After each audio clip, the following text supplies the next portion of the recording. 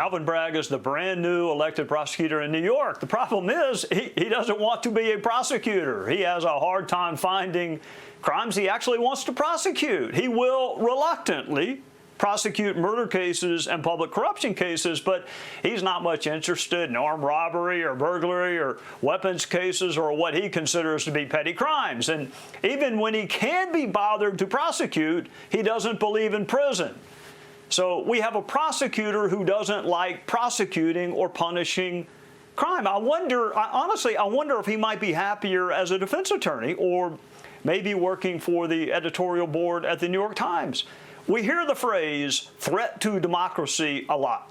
What would you call a prosecutor who decides to ignore laws passed by legislative bodies and eliminates the role for police, juries, and judges?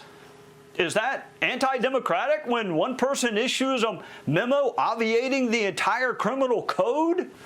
Why would the police arrest anyone who isn't going to be prosecuted? Why should the police risk their lives or risk being sued to investigate crimes the prosecutor will either reduce to probation or dismiss outright?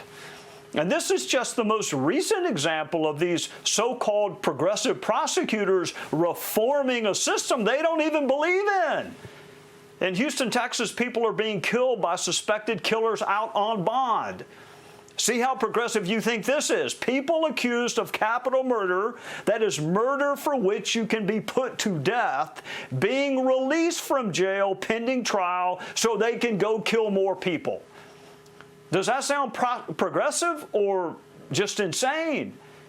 And it hurts the people most likely to be victimized, which is often communities of color and those who don't live behind gates or have security details.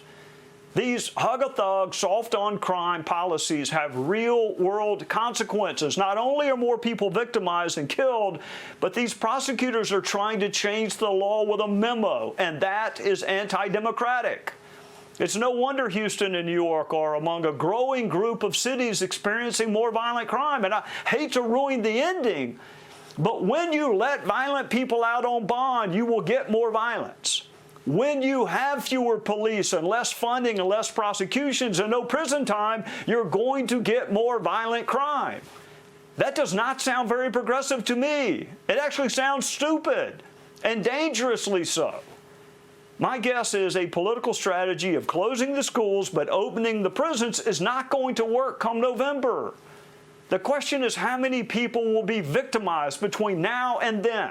Hey, Sean Hannity here. Hey, click here to subscribe to Fox News YouTube page and catch our hottest interviews and most compelling analysis.